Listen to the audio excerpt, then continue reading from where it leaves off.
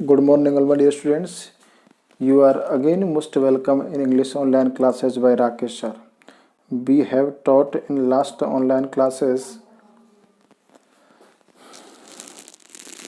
Poetry section rainbow text book. हम last online classes में rainbow text book के poetry section के बारे में हम चर्चा कर चुके हैं। ठीक है, रेनबो के पोइट्री सेक्शन के बारे में जो हमारी चर्चा हुई थी,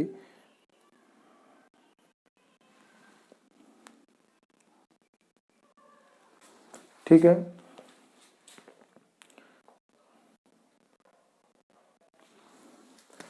रेनबो टेक्स्ट बुक।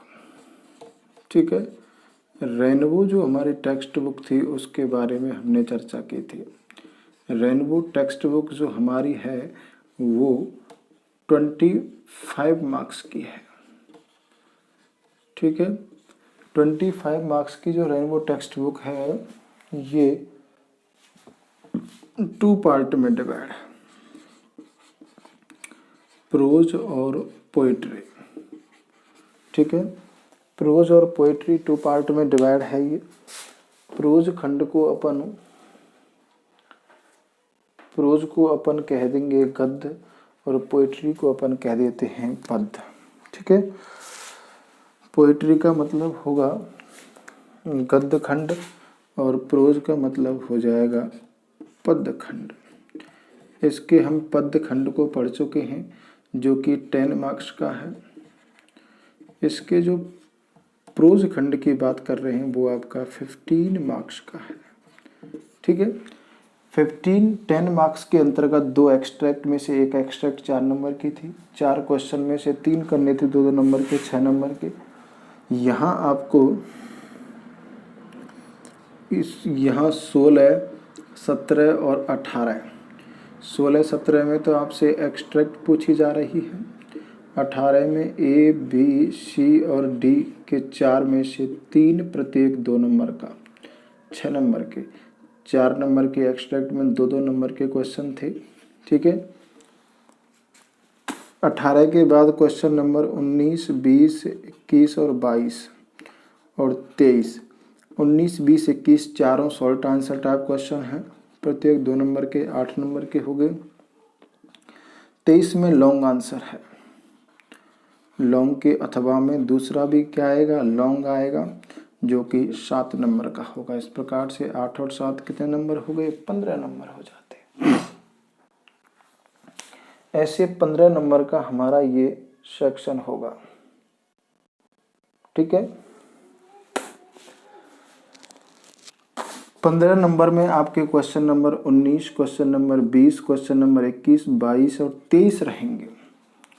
इस 15 नंबर के क्वेश्चन 19, 20, 21, 22, 23 में आप लोगों के चैप्टर शामिल रहेंगे 7। कितने चैप्टर रहेंगे, 7। 7 चैप्टर में से आप लोगों को 6 प्रश्न आएंगे। Question number 1, question number 2, question number 3, question number 4, question number 5 और अथवा का 6 क्वेश्चन आएंगे 7 चैप्टर में से। कोई एक चैप्टर रहेगा जिसमें से कोई क्वेश्चन आपको नहीं पूछा जाएगा। ठीक है, अब सुनो, इन 7 चैप्टर, बेसिक चैप्टर की संख्या आपके पाठ्यक्रम में 11 है, लेकिन उनमें से 4 चैप्टर आपके पाठ्यक्रम में से डिलीट है। ठीक है, इन 7 चैप्टर में से जो हमारा पहला, वैसे 11 चैप्टर है, पहला चैप्टर जो वाटर है वो वाटर नाम के चैप्टर को हमारे पाठ्यक्रम से डिलीट कर दिया गया है। तो पहला चैप्टर वाटर आपके पाठ्यक्रम से कट गया है। दूसरे चैप्टर का नाम है ए रूम 10/8, 10/8 का कमरा। ये वाला चैप्टर, इसको हम पढ़ेंगे। ठीक है, रूम 10/8 की चर्चा हमारे जारी रहेगी। मैं आपको अपनी इस ऑनलाइन क्लासेस के माध्यम से प्रत्येक चैप्टर की पूरी स्टोरी बताऊंगा। एक एक लाइन की स्टोरी रहेगी पूरे चैप्टर की। ठीक है, तो पूरे चैप्टर की एक एक लाइन की आप लोगों को स्टोरी सुननी है। ठीक है, 2-2 बार इसकी कहानी को आप लोग सुनेंगे। 2 बार कहानी सुनने के बाद, ठीक है, फिर आपको मैं क्वेश्चन आंसर्स की एक फाइल PDF वो फाइल भेज दूंगा, टेक्स्ट भेज दूंगा। ठीक है, क्वेश्चन आंसर्स के मैं आपको 1-2 पन्ने भेज दूंगा, हैंड टाइप वाले टेस्ट वो होंगे। आपको पोएम वाले जो हमने क्वेश्चन भेजे हैं वो तो हमने भेजे थे आपको, पोएम वाले क्वेश्चंस के तो हमने कॉफ़ी के नोट्स भेजे थे, ठीक है। लेकिन इसके हम आपको जो क्वेश्चन आंसर भेजेंगे वो नोट्स वाले भेजेंगे, ठीक है, जो खूब मोटे मोटे होंगे, आराम से आपकी समझ में आएंगे, ठीक है। तो यह जब तक हमारी क्लासेस चलती हैं तब तक कम से कम तुम्हारा ये होमवर्क तो पूरा हो जाएगा, समझ में आ जाएगा। फिर जैसे ही आप लोगों की ऑफलाइन क्लासेस होंगी उसमें हम आपको चैप्टर पढ़ाएंगे, ठीक है। चैप्टर पढ़ाने के बाद क्वेश्चन आंसर हम उसके सॉल्व कराएंगे तो आपका एक बार पुनः और सिस्टम चालू हो जाएगा। क्योंकि क्वेश्चन आंसर 40 नंबर के जितना आप पढ़ेंगे उतना ही उसमें बेनिफिट आपको उठाना पड़ेगा। राइटिंग सेक्शन की बात है तो राइटिंग सेक्शन के नोटिस, इन्विटेशन, एडवर्टाइजमेंट हम पढ़ चुके हैं, 2-3 टॉपिक हैं। रिपोर्ट आप पढ़ चुके हैं, रिपोर्ट के अलावा आप लोग स्पीच पढ़ चुके हैं, लेटर भी आप लोग पढ़ चुके हैं, ठीक है। तो ये कोई आपके लिए वो चीज़ कोई समस्या नहीं रही है। अब आपका जो फोकस रहेगा वो क्वेश्चन आंसर्स पर ही रहेगा, और क्वेश्चन आंसर्स के भी एक चरण को आप लोग पूरा कर चुके हैं, ठीक है। ये देखो आप लोगों ने नोटिस पढ़ लिया, इनविटेशन पढ़ लिया, नोटिस, इनविटेशन, आप लोगों ने एडवर्टाइजमेंट भी पढ़ लिया, ठीक है। नोटिस, इनविटेशन, एडवर्टाइजमेंट आप लोगों ने पढ़ लिया है। इसके अलावा आप लोगों ने रिपोर्ट पढ़ रखी है, स्पीच आप लोगों ने पढ़ रखा है, आर्टिकल आप लोगों ने पढ़ रखा है, ठीक है, और लेटर भी आप लोगों ने पढ़ रखे हैं। रिपोर्ट जो आपकी 11th क्लास की कॉपी में वो सारी आप लोग लिख लें।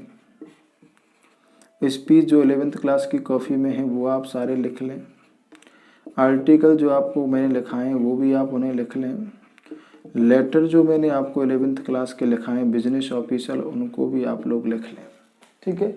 ये सब हैं लेटर आपके, जो बिजनेस और जो ऑफिशियल लेटर मैंने आपको 11th क्लास में कराए हैं वो आपके पाठ्यक्रम में शामिल हैं और मोस्ट और हैं। बिजनेस ऑफिसर इस साल के लिए मोस्ट है, ये है। इसके अलावा मैंने आपको एडिटर लेटर भी करा दिया है तो वो भी आप उतार लें, और इसके अलावा मैंने आपको एप्लीकेशन फॉर जॉब भी करा दिया है तो वो भी उतार लें। ये आपका राइटिंग सेक्शन यहाँ आके कंप्लीट हो जाता है। ये सारा सिस्टम आपकी कॉपी में पूरा हो चुका है तो इसको आप उतार लेना, ठीक है।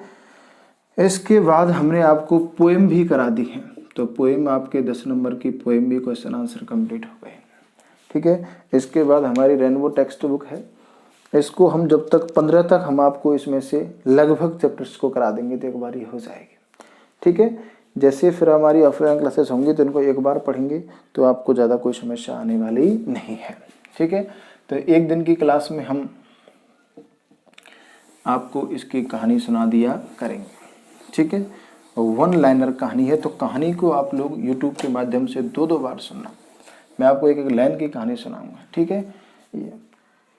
लेसन 2 किताब में तो हमारा लेसन नंबर 2 है, अकॉर्डिंग टू बुक, बुक के हिसाब से लेसन 2 है, और सिलेबस के हिसाब से ये हमारा लेसन नंबर कौन सा रहेगा, 1 रहेगा, ठीक है। जो हमारा डिलीटेड सिलेबस है उसके हिसाब से ये हमारा लेसन नंबर कौन सा रहेगा, 1, जिस लेसन का नाम है ए रूम 10/8, 10/8 का कमरा, ठीक है। 10/8 का कमरा मतलब 10 फुट आप इसको कह सकते हैं चौड़ा और 8 फुट लंबाई, या 10 फुट लंबा कह सकते हैं, 8 फुट चौड़ा। एक क्या है भैया, कमरा है, ठीक है। 10 फुट लंबा 8 फुट चौड़े कमरे के ऊपर ये पूरा आपके पाठ का प्रसंग चलता है, ठीक है। इस पाठ के अंतर्गत जो कहानी है, जो कैरेक्टर्स हैं, जो पात्र हैं, वो इस कहानी में कैरेक्टर्स की संख्या है। सबसे पहला है मिस्टर मलिक, ठीक है। दूसरा पात्र है वो है मिसेज मलिक, ठीक है। श्रीमान मलिक, एक है आपका श्रीमती मलिक,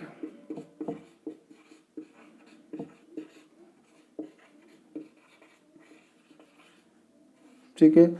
श्रीमती मलिक की daughter in law, sorry mother in law, daughter in law भी आएगी, नीचे आएगी मदर इन लॉ, जिनके साथ हमारा लॉ वाला रिलेशन होता है वो ससुराल जन होते हैं।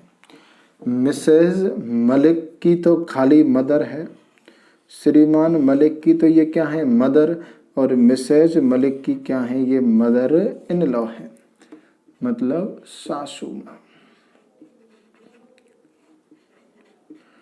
और इनकी केवल माँ है। सन और डॉटर, सन डॉटर आर्किटेक्चर, ठीक है। सन डॉटर और कौन है भैया आर्किटेक्चर, ARCHITECTURE, और लास्ट में इसमें डॉटर इन लॉ,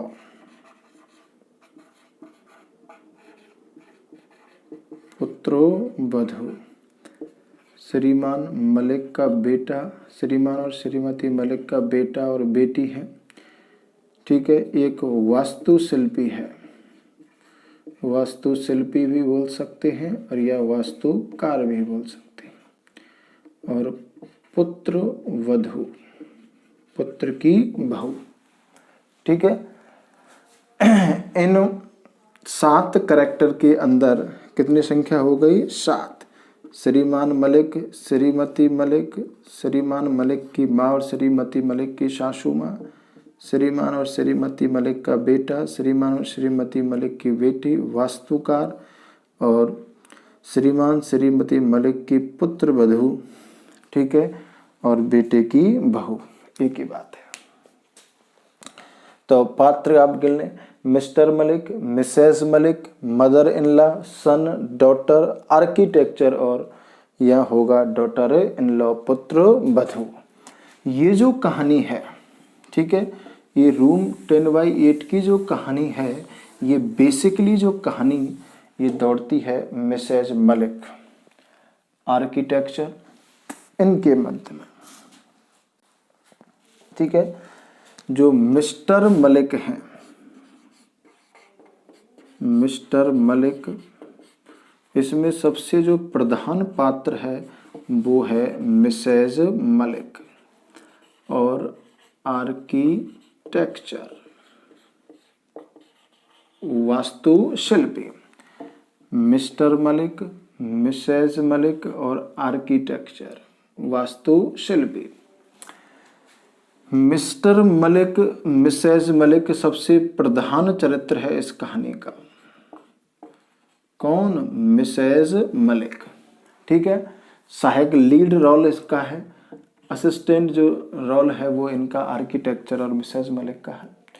श्रीमान जो मलिक हैं वो एक गवर्नमेंट एम्प्लॉय हैं, एक सरकारी नौकर हैं, और सरकारी नौकर कोई सिविल में है, कोई अधिकारी रैंक के आदमी है, ठीक है। श्रीमान मलिक का लगातार पोस्टिंग, इनका जो इनकी जो पोस्टिंग है, इनकी नौकरी है, उसका लगातार ट्रांसफ़र होता रहता है, कभी कहीं तो कभी कहीं तो कभी कहीं। एक बार इनका ट्रांसफ़र अर्थात इनकी पोस्टिंग एक बार दिल्ली हो जाती है, और दिल्ली जब इनकी पोस्टिंग हो जाती है तो दिल्ली के एक फैशनेबल, एक रिहायशी क्षेत्र में, फैशनेबल का मतलब क्या होगा? रिहायशी। दिल्ली के एक फैशनेबल एरिया, दिल्ली के एक रिहायशी क्षेत्र में ये लोग क्या खरीद लेते हैं? एक प्लॉट, एक भूखंड खरीद लेते हैं, भूखंड खरीद लेते हैं। इसके बाद इनका अन्य किसी दूसरे स्थान पर ट्रांसफ़र हो जाता है, और एक बार जहाँ ट्रांसफ़र हो जाता है, दूसरी बार आने के लिए इन्हें 1-2 साल का फिर इंतज़ार करना पड़ता है। दो साल का 4 साल का भी इंतज़ार करना पड़ता है। ठीक है। श्रीमान मलिक की पोस्टिंग और ट्रांसफ़र की प्रक्रिया लगातार चलती रहती है। ठीक है। अब मिस्टर और मिसेज मलिक के सन और डॉटर, बेटा और बेटी भी क्या हो जाते हैं, बड़े हो जाते हैं। ठीक है। तो श्रीमती मलिक के बेटा और बेटी भी बड़े हो जाते हैं। तो श्रीमती मलिक कहती है कि मैं आपके पोस्टिंग से, नियुक्ति से, आपके ट्रांसफ़र से मैं क्या आ चुकी हूँ, लगातार तंग आ चुकी हूँ। सिक मीन्स बीमार नहीं होगा या तंग होगा। इसलिए मैं ये चाहती हूँ कि आई लिव परमानेंटली इन दिल्ली, मैं दिल्ली में स्थायी रूप से रहूँगी। ठीक है। क्योंकि बच्चे क्या हो चुके हैं, ग्रोन अप मीन्स बड़े हो चुके हैं, और नॉट डिजायरेबल वांछनीय नहीं है, उन्हें क्या है, चेंज स्कूल, उनका जो स्कूल है उन्हें चेंज स्कूल टू स्कूल, उन्हें एक स्कूल से दूसरे स्कूल में बदलना अब उचित नहीं है। बड़े हो चुके हैं, बड़ी कक्षाओं में पहुंच चुके हैं, अब उन्हें एक स्कूल से दूसरे स्कूल में बदलना उचित नहीं है। इसलिए आपका अब ट्रांसफ़र दिल्ली हो गया है और दिल्ली में हमारा पहले से भूखंड प्लॉट है। तो मैं चाहती हूँ कि हम उस घर को बना लें और मैं अब दिल्ली में ही स्थायी रूप से रहूँगी।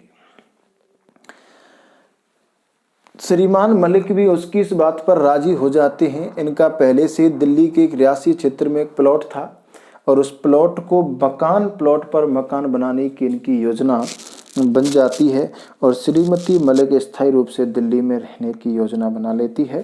वो कहती है कि कंपनी साथ के लिए मैं किसको रख लूँगी, साथ के लिए मैं किसको, मदर इन लॉ, अपनी सासू माँ को अपने साथ रख लूँगी।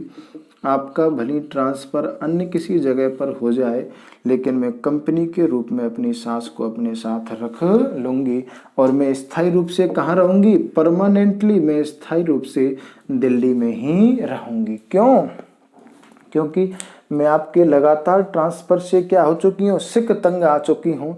बच्चे भी ग्रोन अप बड़े हो चुके हैं। ऐसे में उन बच्चों को स्कूल से स्कूल में चेंज करना क्या नहीं है, नॉट डिजायरेबल, उचित नहीं है। ठीक है। It was not desirable to shift them from school to school. ठीक है। चिल्ड्रन आर ग्रोन अप, बच्चे बड़े हो चुके हैं, उन्हें एक स्कूल से दूसरे स्कूल में शिफ्ट करना वांछनीय नहीं है। ठीक है। आप भले अकेले रह सकते हैं, मैं संगति के रूप में सासू माँ को अपने साथ रख लूँगी। श्रीमान मलिक भी इस बात पर राजी हो जाते हैं। अब एक आर्किटेक्चर, एक वास्तुकार को घर पर बुला लिया जाता है और वास्तुकार को वो प्लॉट दिखा दिया जाता है और वास्तुकार क्या लाता है भैया, एक ड्राफ्ट प्लान। आर्किटेक्चर मीन्स क्या होगा, वास्तुकार या वास्तुशिल्पी एक ड्राफ्ट प्लान लेकर के, ड्राफ्ट प्लान का मतलब होगा मसौदा या नक्शा, एक मसौदा या नक्शे को लेकर के वह उनके घर आता है। ठीक है। और इस ड्राफ्ट प्लान, इस मसौदे नक्शे पर ये तीनों मिलकर के चर्चा कर रहे हैं। कौन? मिस्टर मलिक, मिसेज मलिक और वास्तुकार, तीनों मिलकर के पूरा एक नक्शा बना हुआ है। ठीक है। इसे घर का एक नक्शा है, उसमें वो ये कहते हैं कि ये पीछे लॉबी है। ठीक है। इसमें ये 2 कमरे हो जाते हैं। ठीक है। ये किचन है। ठीक है। ये बाहर चौक है। ठीक है। तो वो कहते हैं कि इसमें जो एक ये स्टोर रूम बना दो यहाँ पे, वो कहता है कि यहाँ स्टोर रूम बनाएंगे हम, ये स्टोर रूम है। ठीक है, छोटा सा। तो मिसेज मलिक कहती है कि इस स्टोर रूम को आप एक पूरा 10x8 का कमरा बना दें। जब वो कहता है कि स्टोर रूम को हम 10x8 का बनाएंगे, तो ये जो लॉबी है आपकी, ये क्या रोज रह जाएगी, नैरो सकड़ी रह जाएगी। वो कहती है कि इससे कोई फर्क नहीं पड़ता, सकड़ी रहती है तो रह जाने दो। ठीक है। तो श्रीमती मलिक स्टोर जो ये बनाया था वास्तुकार ने, इस स्टोर रूम को 10x8 के कमरे, 10 फुट लंबे 8 फुट चौड़े एक कमरे के रूप में चेंज कराने पर वह क्या थी, इंसिस्ट थी, अड़िग थी, जमी हुई थी। ठीक है, तो शुरुआत होती है इसकी, this room might be 10/8 Mrs Malik Poynting the square draft plan. यह कमरा 10/8 का कमरा हो सकता है, श्रीमती मलिक ने इस मसो नक्शे की ओर इशारा करते हुए कहा था, जो कि लाइंग पड़ा हुआ था, टेबल मेज के ऊपर पड़ा हुआ था उनके सामने। थर्ड टाइम, तीसरी बार उसने ये सुझाव दिया था कि ये कमरा 10/8 का हो सकता है। ठीक है, वो वास्तुशिल्पी कहता है कि इतने बड़े आप स्टोर रूम का क्या करोगी, तो वह कहती है कि स्टोर रूम बड़ा ही होना चाहिए, और वो कहती है कि ये स्टोर रूम बीइंग लिव, मतलब जिंदा रहने तक उनकी सासू माँ के काम आ जाएगा। आफ्टर डियर डेथ, उनकी मृत्यु के बाद, इट वुड बी कन्वर्टेड, इसे बदला जा सकेगा, इनटू ए स्टोर रूम, इसे स्टोर रूम में बदला जा सकेगा। इसी बीच श्रीमान मलिक का एक फ़ोन आ जाता है और वो फ़ोन पर बात करने के लिए एडजॉइनिंग रूम पास वाले कमरे में चले जाते हैं। लैंडलाइन वाला फ़ोन था। ठीक है, उस कमरे में बात करने के बाद जब वो बीच में उनके साथ फिर आकर के जुड़ते हैं, तो श्रीमती मलिक वास्तुकार से कहती है कि 10/8 का कमरा होना चाहिए, और वो भी उनके साथ आकर के जुड़ जाते हैं। श्रीमान मलिक भी मान जाते हैं, और उन श्रीमान मलिक का भी श्रीमान मलिक का भी एक अपना विचार होता है कि store room should be little bigger. श्रीमान मलिक क्या कहते हैं, देखो, श्रीमान मिस्टर मलिक का भी ओपिनियन विचार होता है। ओपिनियन मीन्स होगा मत, राय, विचार।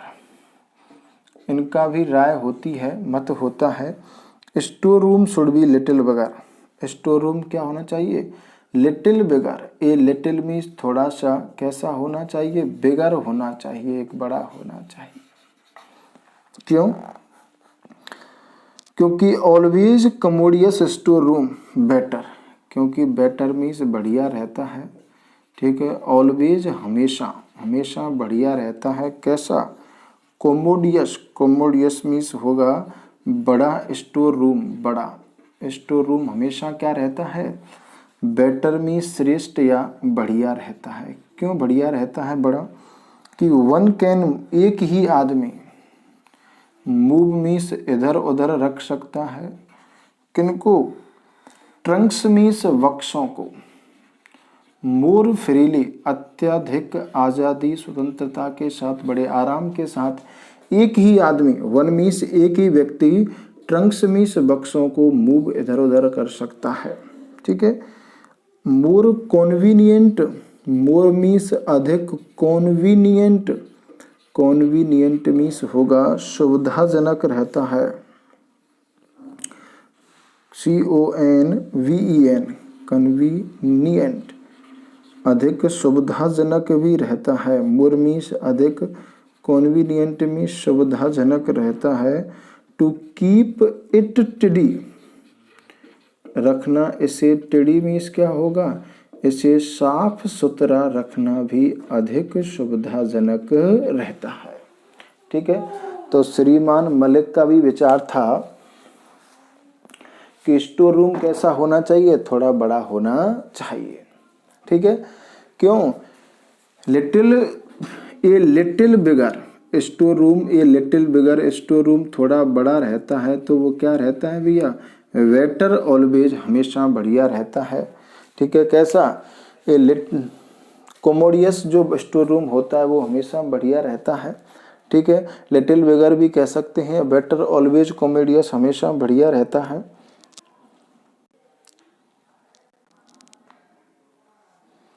स्टोर रूम का कोमोडियस होना, बड़ा होना, हमेशा बड़ा रहता है। क्यों, one can move Trunks more freely, एक ही आदमी आसानी से बक्सों को इधर उधर रख सकता है, और अधिक सुविधाजनक भी रहता है। इसे टिडी, साफ सुथरा रखना भी अधिक सुविधाजनक रहता है। तो देखो, मिस्टर मलिक, मिसेज मलिक और आर्किटेक्चर तीनों इस नक्शे के प्लान की योजना में व्यस्त हैं।